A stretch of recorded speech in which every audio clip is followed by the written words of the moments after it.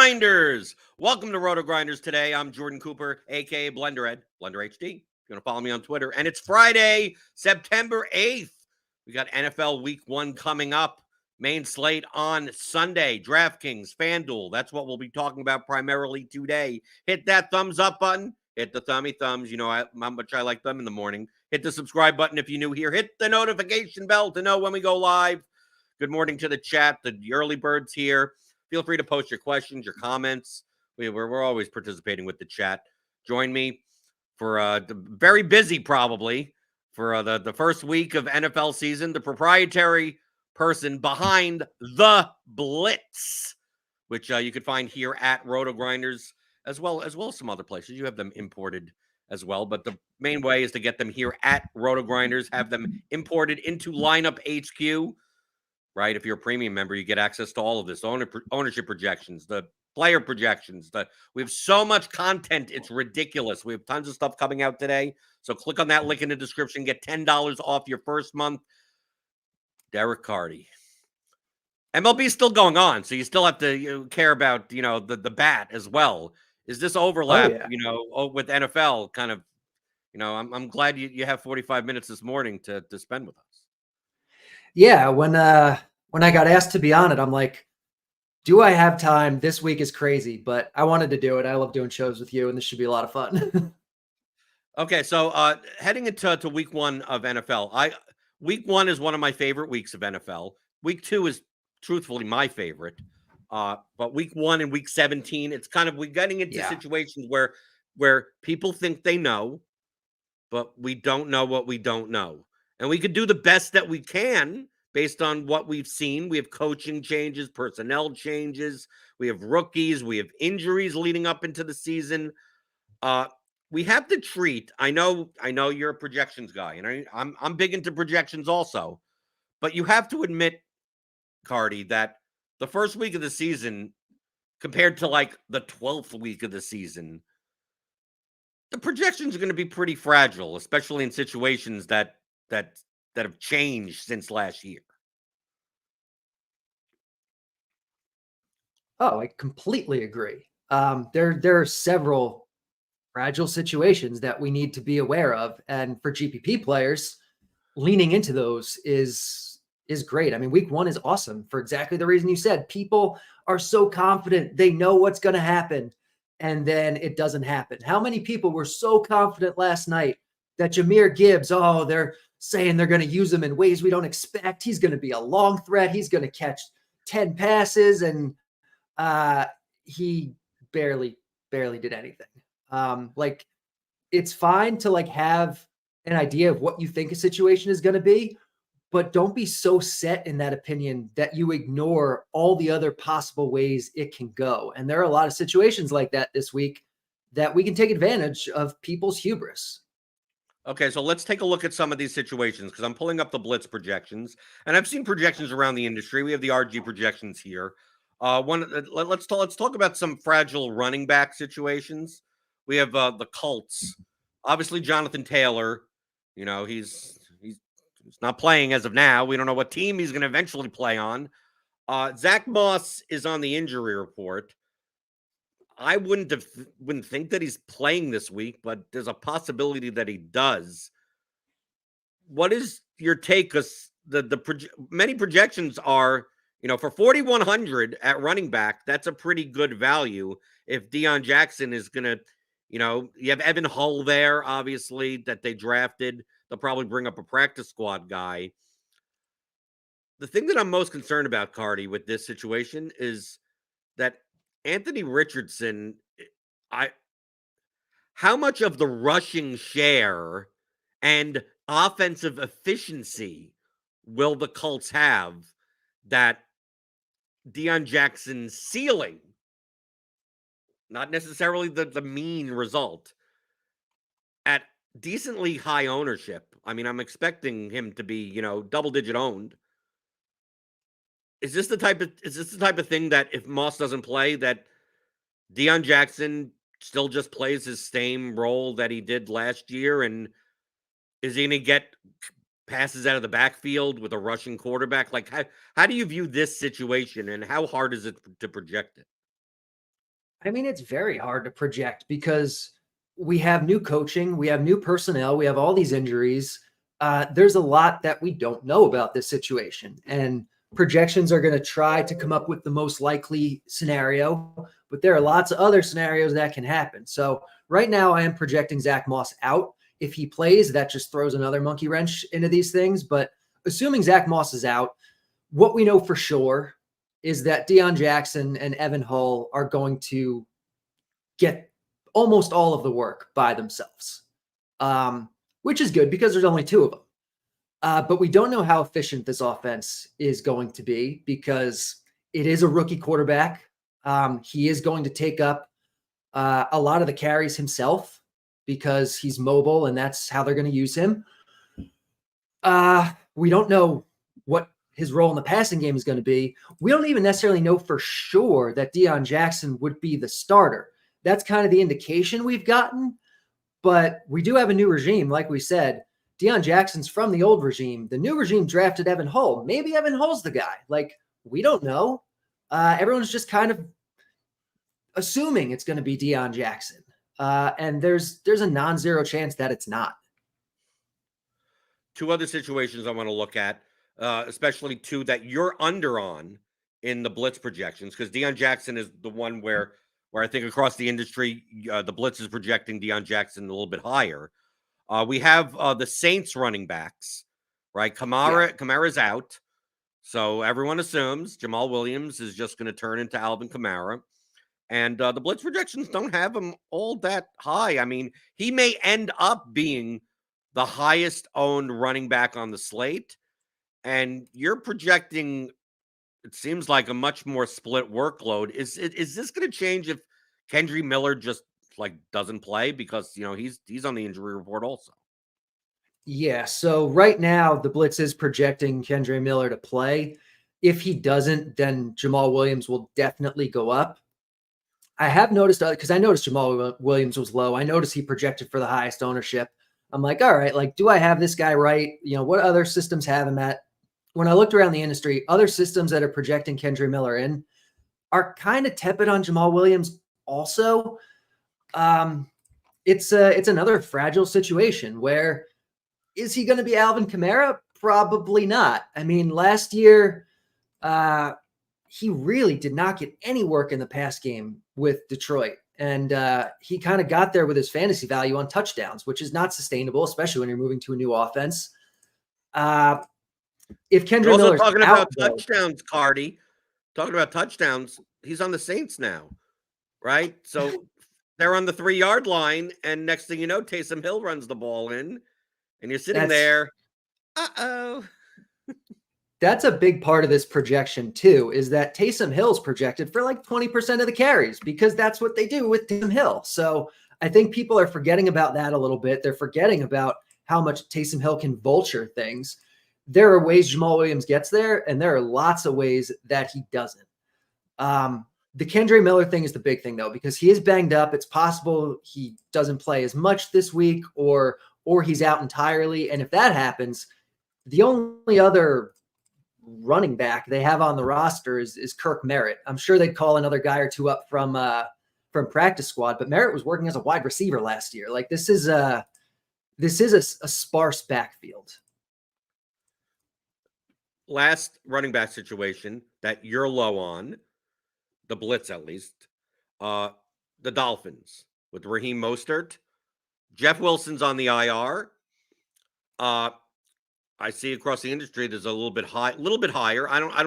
He doesn't screaming value or whatever, but I mean, this is the highest total game. I mean, if you want to use hand in the dirt takes, the Chargers are a run funnel, if that exists, right? Yep.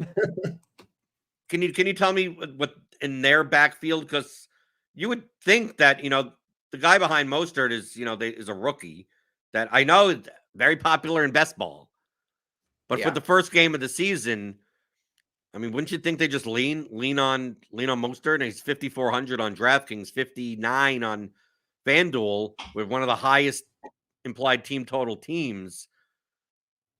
I mean, what would be the reason why he's projecting fairly low in comparison to other running backs? I think part of it is just that it's another situation where we don't know for sure what they're going to do, but it appears like there are 3 running backs that are going to have significant roles in the rushing game. Mostert's going to lead that most likely, but we don't know that for sure.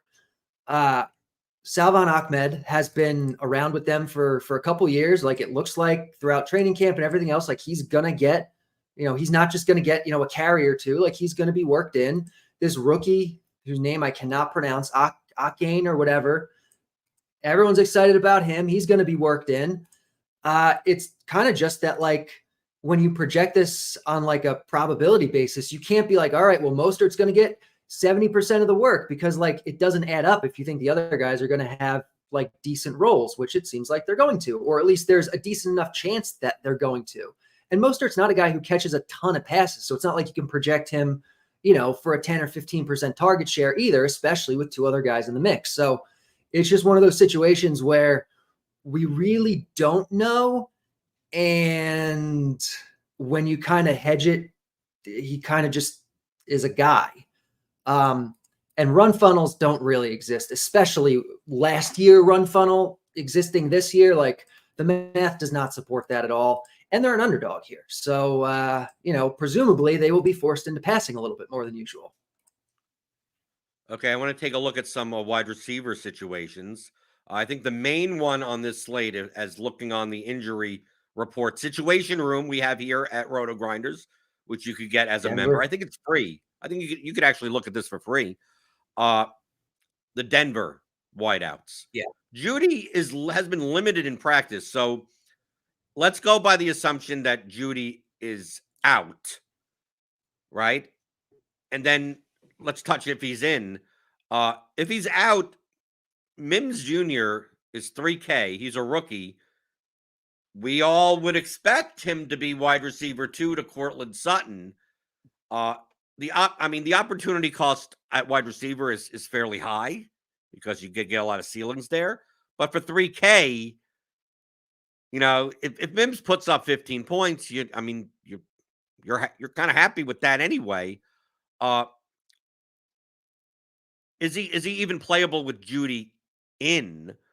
But I think I'm much more concerned about what his ownership is going to be if Judy is out. It's not like Russell Wilson and the Broncos offense was that great last year. You're projecting, if I look at the blitz projections, you're projecting Mims pretty damn well, right? As more as a cash play, definitely. How fragile is that situation? It's very fragile because Judy really seems like right on the edge of it could go either way.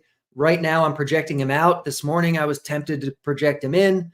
So it's really going to depend. If Judy is out, Mims is going to project really well. He's a guy you're definitely going to play in cash games. But it's another situation where in GPPs, there are lots of ways that Mims fails. They do only have one other wide receiver on the roster right now, Brandon Johnson. A couple other guys went on IR. They've lost a lot of guys throughout the preseason, actually. But they'll call another guy or two up. They could go, heavier with 2 tight end sets with Dulcich and Troutman. They could have, weird 2 running back sets with Javonte and Pirine in there. Like there's lots of things that they can do, or Mims could just not be good, or the offense cannot be good. They added Sean Payton this offseason, so everyone's expecting this offense to be really good. But the blitz really isn't buying it yet. It doesn't think Russell Wilson is the guy everyone always thought he was. It's kind of been anti-Russell Wilson for a few years now, and it's been right so far. Who knows if Sean Payton will change that? But it's a situation where the offense could just suck. And that's a real possibility. And Mims just doesn't get there because the offense sucks, and you wind up with a 25% owned wide receiver who has 4 points. Well, let's talk about another offense that could potentially suck. The Rams. Cooper Kupp is out. So what does their wide receiver core look like? We have like Tutu Atwell, Puka Nacua, who is a rookie. They're both $3K. I think, they will start bubbling up. I don't know if either are going to be like high owned. I mean, you have to figure Higbee's target share moves up. Yep. I mean, is this the type of situation where everyone's like, oh, Cup's gone. Oh, where's all that usage going to? It has to go somewhere. And then we find out that, oh, the Rams just suck and it doesn't matter where it went. Yeah. And I think in these situations, more likely than not, like everyone wants to assume it's going to, oh, well, that volume's got to go somewhere. That somewhere could just be a little bit here, a little bit here, a little bit here, a little bit here, and then nobody actually like is anything. Especially if the offense isn't good. I don't think the offense is going to be terrible. I don't think potentially it's as bad as some people think it's going to be. But again, it's a situation where we really don't know. We don't know Stafford's, how effective he's going to be after the injury. We don't know a lot. We don't know too much about a lot of the new personnel that he's going to be working with. And so it is another situation where we don't know. Continuing on about wide receivers, something that we do know from last year, right? I have to always give you your praise, right, for the blitz projections. It's my main projection source that I use. But sometimes the situations don't normalize the way that you expect them to. I know where you're going with this. I'm doubling down on it. You're doubling down on Drake London. Absolutely. You don't realize how many 4 out of 5s and 2 out of 3s I had on Prize Picks and Underdog last year because Drake London had a 32.5 receiving prop that he still didn't hit because the Falcons ran the ball 88% of the time. I know. I lost so much on props with London, and in DFS he was always like 4.5K or 5K, and the guy has a 30% target share, and he's playing in a dome, and they're an underdog, and like it just didn't matter. I'm optimistic on the Falcons this year, though, and betting markets early in the preseason were optimistic on the Falcons. Like, I think this offense is going to surprise some people. I don't think they're like amazing by passing. I need it for DFS. Am I going to be playing 5,400 Drake London?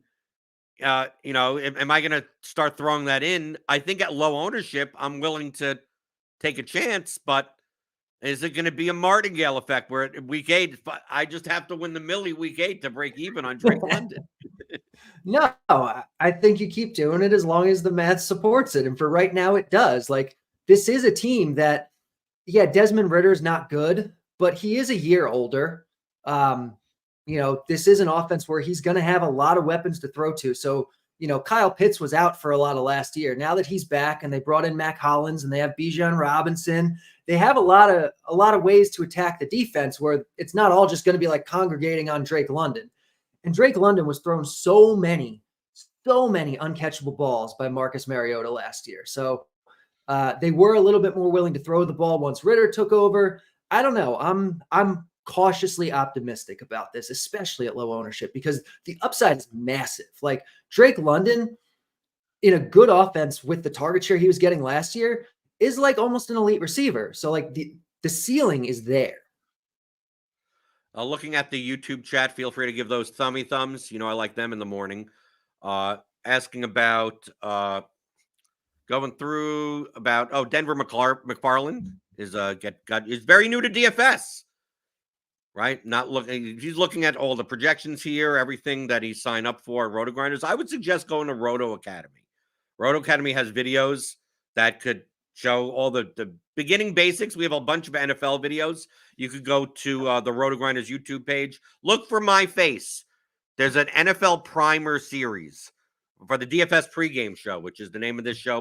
Before last week for 2.5 years, I did, I think, 5 episodes. NFL primer on projections, correlation, leverage, kind of basic course. Maybe a little bit more advanced than just complete beginner.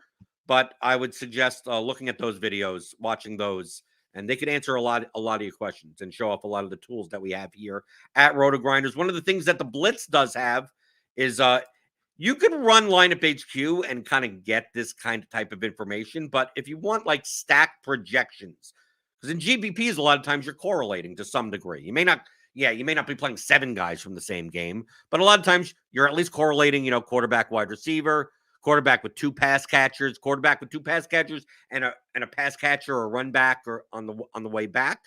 Well, the blitz for both FanDuel and DraftKings has an overview of like here based on raw points, right? What games, what teams come up in like the top 10, top 25, top 50, top 100 stacks. It's also done by point per dollar. And then you could also even go by the configuration of quarterback +1, quarterback +2, quarterback +1 and an opposer 1, quarterback +2 and an opposing 1. So I could go to QB +2 plus an opposing player. And the top raw points is Herbert, Allen, Eckler, Hill. Now, obviously, that's very damn expensive, right? So you could also sort by point per dollar. And you could see maybe some value options, right? You could see some value options. Now, if you ran lineup HQ with like default settings, like you could get like run 300 lineups and these types of things will bubble up to the top. And also remember, fantasy point projections are means. So like this is just for the middle result. This doesn't factor in, what their ceiling is. So like just because you get great point per dollar value, right? Right. If you're playing Marvin Mims at 3K and he gets 12 points, like that's great for 4x, but it's still only 12 raw points, right? If you play some vomit stack, as I call them, and they go out and the quarterback puts up 18 and the receivers put up, one puts up 20, the tight end puts up 8, and the run back puts up 18. It's like for the salary, that was pretty good, but unless you got like 40 points out of a running back and other, Justin Jefferson's 45 or something in your lineup, like it doesn't matter how much you get for a point per dollar. You still need raw points in general. But this is a guide that you could use. So I wanted to talk about some of the stacks. And if you're using the blitz projections, we're gonna have to talk about it. And I'm not agreeing with it. I'm more likely to go with it than not. A lot of people are going to play Justin Jefferson for the Vikings, right? I was hoping a good way to play Jefferson in your lineup is and have it correlated to his good performance. Tampa Bay stack, like Baker Mayfield, Chris Godwin, I love it. So, like to me, it's the best vomit stack of the week. I know I got an even way off the board vomit stack for you, but from a mean perspective, I'm fine with it. But I mean, they're playing in a dome, right? We all know that you love domes. It's a 45.5 total, which for this week is actually on the higher side. I mean, a lot of these games are not high totals. Sell me on playing Baker Mayfield, and sell me on the fact that someone that I know that plays DFS NFL looked at the blitz projections, Carty, and his first reaction to Baker Mayfield and the Tampa Bay Bucks Godwin's projection was, does Carty realize that Brady doesn't play for the Buccaneers anymore? So sell me on Baker Mayfield. So part of Baker Mayfield is first, let's say this is another one of those situations where there's a lot we don't know. And there is ways that this can go very right. Baker Mayfield obviously has not been good in his career. He's disappointed. Is it possible he's had bad coaching and, he's actually better than we think? It's possible. I'm not saying that's the most likely, but it's possible. The Tampa Bay Bucks have new coaching this year. New offensive coordinator, Dave Canales. We don't know how good he's going to be running an offense. Maybe he's a genius and he's about to be the next, the knee biter from Detroit. I forget his name, Campbell, the next Dan Campbell.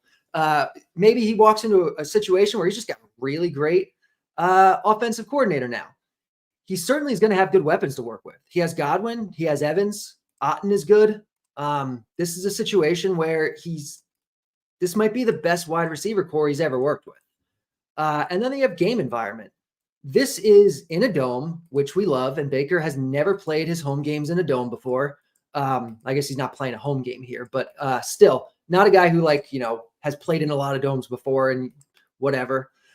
It's the second fastest paced game of the week. So pace is good. Extra volume is good. It's a passing game script.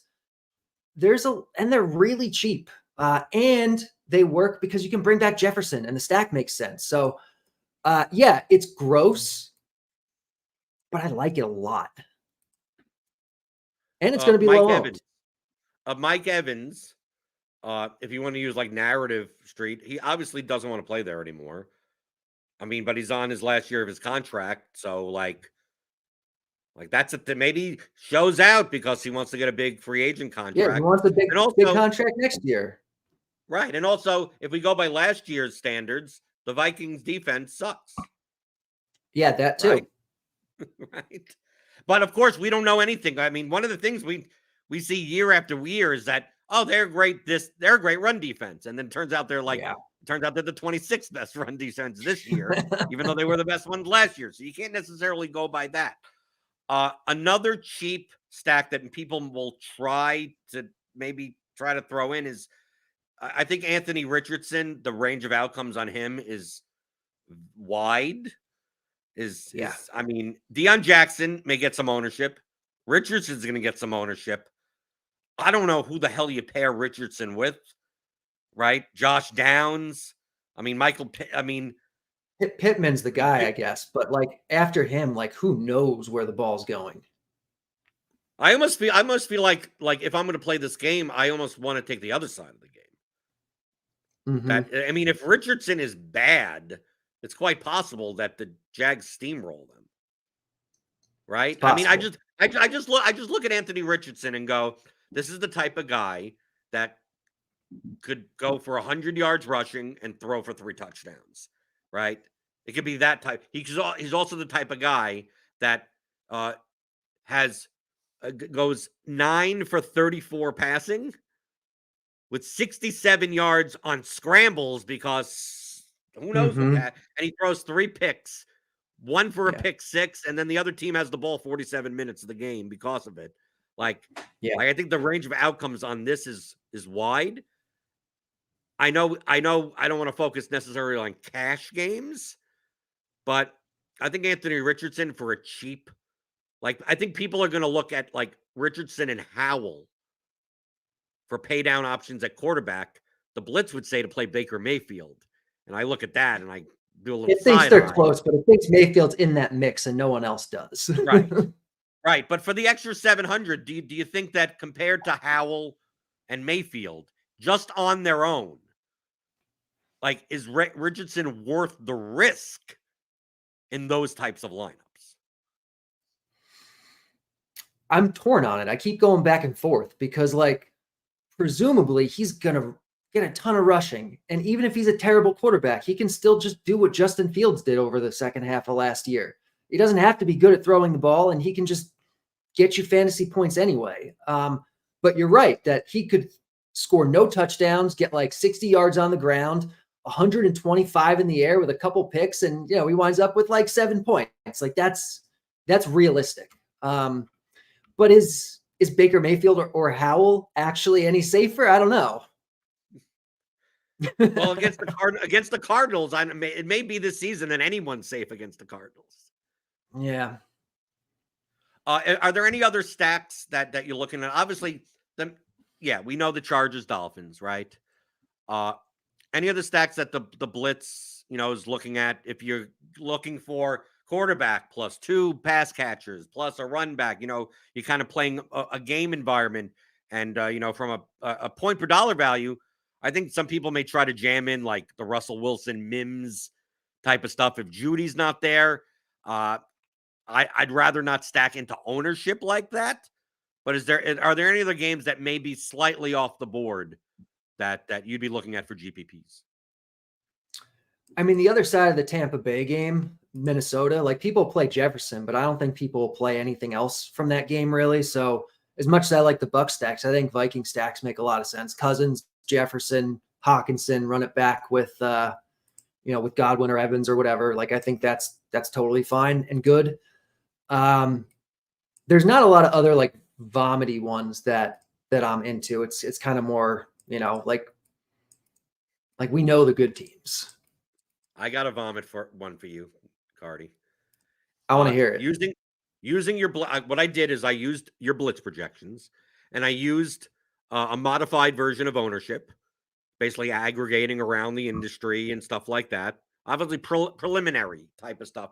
I'm going to be doing that Sunday morning, Saturday night, for sure, because we don't know what half the situations are. From a point per dollar perspective, right? So this is not a ceiling type of thing. Compared to ownership, the highest leverage stack. Baker Mayfield stacks were number 2. But number 1 is someone that, like, literally, this is not going to be owned. And you're going to look at me and go, what are you doing? But for the $5 milli, I think I'm going to have some of these, especially on a week where the totals aren't that high. It's not like we have like multiple games that are 49 plus. So it may be the type of week where, like, no game goes off, and a game that has like a low total just goes like 10 past their score. So, like, it's the highest scoring game, but like no game really went off. But because of their price and because of their ownership, you kind of needed like 2 or 3 pieces from that game. And Kenny Pickett, Deontay Johnson, Pat Fryermuth, and then you could run that back, especially if Kittle's out. Run it back with McCaffrey, Ayuk, or Samuel. None of these guys are on. I mean, no one's paying up for no one, quote unquote. Like for McCaffrey, like Ayuk and Debo. I mean, Debo has a ceiling no matter for whatever. And from a pace perspective, I mean, if the Steelers play kind of fast, right? The Niners don't. You have Brock Purdy behind quarterback. Like, everything points to this game being a slog. But you have 2 quarterbacks that maybe they make enough mistakes and they get into situations where they're behind, and next thing you know, they're passing every 7 seconds. And I look at the Steelers stack and go, well, big play, Debo's 80-yard touchdown, and then Pickett's throwing the ball. And then Christian McCaffrey breaks one, and then Pickett's throwing the ball. Like that type of game. And the mean projections in the blitz, it's not high raw points, but point per dollar wise, I'm able to I could jam in like Jefferson, and I could jam in Eckler into those lineups. I could jam in like almost anyone I want. Your face shows that, maybe you don't want to put your blitz stamp of approval on the Kenny Pickett stacks. I mean, I'm just thinking about it. Like, it's not one that popped out to me, but if you're running all the numbers on that and you're looking at the leverage and everything, then maybe it makes sense in a Millie Maker situation. Are you concerned at all about, like, San Francisco? Like, if you're doing a bring back from San Francisco with a Pittsburgh stack, like, we don't know, like you said, there's Debo, there's Ayuk, there's McCaffrey, there's Kittle. Like, isn't there just too many to pick from? But isn't it much easier to pick the Pitts? Isn't Pickett, Johnson, Fryermuth? You knock out tight end with your stack. Like, that seems like the most obvious. So I play 3 lineups, right? Yeah. That lineup with McCaffrey, that lineup with Ayuk, that lineup with Debo, right? And this assumes the fact that Kittle doesn't play or is very limited, or because that now adds even more. Now it gets spread out even more. But I want the big play guys. And the 49ers, no matter what you say about their offense, all of their skill players are big play guys. They now, are. Steelers don't, but the 49ers do. I know the total is like 40.5, but if that game is 27-24, and no other game goes for over 50, that at their prices, the Dolphins Charger games fail. I'm not saying that it's like, I'm playing 50% of my lineups in this game. It's like, this is like it's a $5 milli, right? I'm playing 75 lineups. I think I'm gonna have maybe I'll have 6 or 7 Kenny Pickett stacks. Maybe I'll have 2 of each with each run back, and you never know. Hey, look in the past, like Mitchell Trubisky wins millies. We always have this like cheap quarterback, and who knows if it's Kenny Pickett. But and the only reason I came up with this is not because there's no hand in the dirt takes. It's just let me take the blitz projections. Let me take these ownership projections. And let me run lineups and see mean projection versus cumulative ownership and see as it goes down what remains. And what remained was some Kenny Pickett stacks. And I looked at that and I vomited. But that's what I do. I throw in some of these things. So before we get out of here, Carty, props and pick 'em. Okay, we got underdog, we got prize picks. Obviously, late in the week, so a lot of the numbers have moved. Is there anything still on the board in NFL, either on Pick'em or just on props on FanDuel, DraftKings, MGM, wherever that are still available based on what you're projecting in the blitz? I was looking this morning, and it does look like a lot of stuff has kind of moved. Did well on the game last night. Still haven't found anything I love yet at this point in the week for I mean, they put up Mostert carry props yesterday.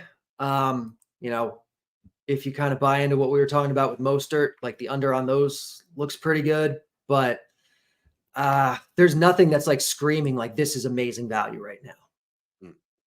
Well, I mean, the main thing to do is you need to, if you're doing props, if you're doing pick 'em, getting them early, getting the best number, getting the best price. That when it comes to sports betting, that's the name of the game in the long run. It's not if you're looking at props Sunday morning, you've missed out on so much of the even if something still exists at that point, it's going to be minuscule compared to what it was 5 days ago.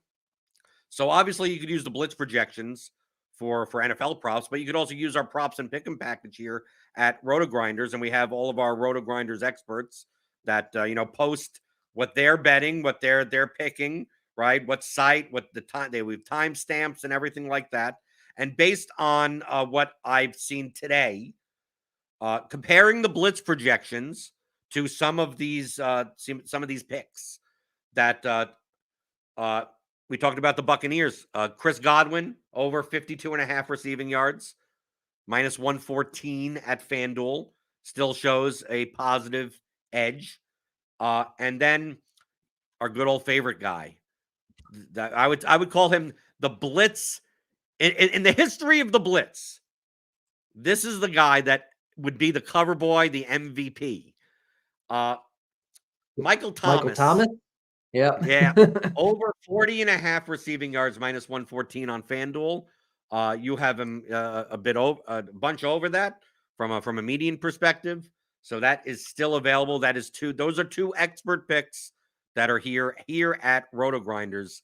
But you have to admit, right? You answered it before I even said it, that if there was a Blitz MVP, it was the year. The Blitz was the most useful on the year where Michael Thomas would be like 9K plus, and people would be like, I can't play that much for Michael Thomas. It's like, dude, the guy projects for like a mean of like 29 points that season. And I was plugging him in flex.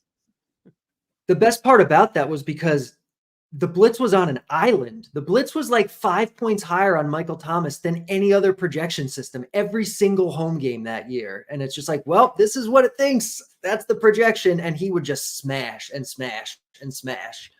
Right, because we would be looking at like, do you play Christian McCaffrey in the flex or do you play Michael Thomas in the flex? And I'm like, I think you're playing Michael Thomas in the flex. Okay, so Carty, people can find you on Twitter at Derek Carty. You also do the Blitz show on Saturdays, and that's for premium. Is that only for premium members here at RotoGrinders? It's if you have RG Premium or if you have the Blitz. Well, obviously, it would be kind of weird if you subscribe to the Blitz and you didn't get the Blitz show. But that's with you, with Dunlap and Will Priester. You could check that out. That's typically you record it and it will come out like 1, 2 in the afternoon or so. And you go down position by position. You explore the whole slate, looking at the Blitz with updated Saturday projections. So check that out. If you're a RotoGrinders member, right? If you're a subscriber, click on that link in the description. Get $10 off your first month. But Carty, are you gonna Are you going to take your L or take your W on? Is Baker Mayfield going to be in your cash lineup on DraftKings? I probably am not going to have the balls to put him in my cash lineup. If Howell's going to be the chalk or Richardson's going to be the chalk, they project close enough where I will just do that. But I stand by Baker as probably the best GPP play you can make. And the Blitz has a long history of these types of guys that everyone's like, oh my God, why does it like this terrible quarterback? And he goes out and he smashes and he wins people $1 million. And like, this has happened many times over the years. But and you don't have just like, you don't have the week 1 balls. If this was week 10, you would have the balls, right?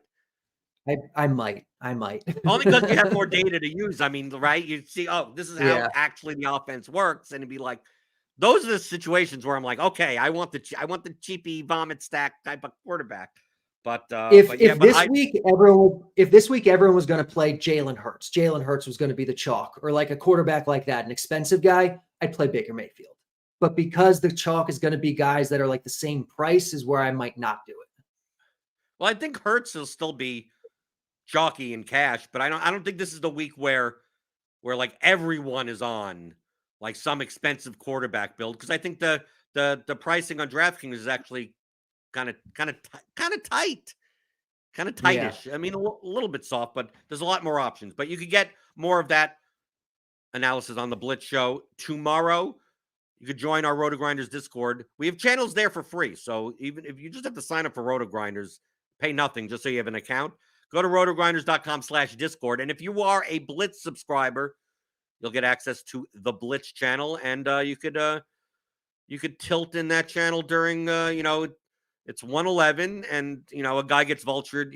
Your running back gets vultured on the goal line, right? And then you could just go variance. And you can talk to Carty and complain to him about stuff also, right? You love the touchdown dependent running backs that project good for a mean that get vultured on the goal line and they end up with like 6 points.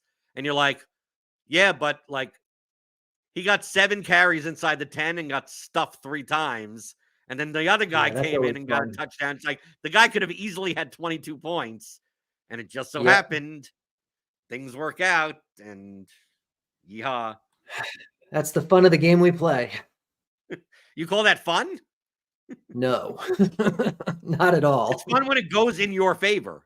When you faded the chalk, when you fade Jamal Williams at high ownership and the Saints get the ball and Taysom runs it in, you see everyone tilt on Twitter, and now you're fist pumping. Yes. Yeah. So there's always another side. Absolutely. And also Alex in chat is asking if Stupid Saturdays are back. Yes, that's on my own personal. Oh, they are? Yes. I'm excited for that. I think I'll be doing them while you're recording your Blitz show anyway. Okay. It'll be 1 in the afternoon. I'll have to watch. So yeah, I'll have to rewind and watch them. Yeah, but those I can't do those on RotoGrinders because maybe the whole channel gets demonetized or something with what I end up yelling at people. Not always PG. Yes, not always PG. So check out all of Derek Carty's work. Derek Carty on Twitter. I'm BlenderHD on Twitter. And if $5 milli on DraftKings, $5 milli on FanDuel. And as I always say, if you're in that contest, I'm rooting for me. I'm rooting for good luck for me. But if I don't get the luck, I hope you do. And I'll see you on Monday. We got Mondays with McCall, and we got everything that you could handle here at RotoGrinders for DFS, sports betting, props, and pick'em. And I cover them every day, Monday through Friday, 11 o'clock Eastern on RotoGrinders Today.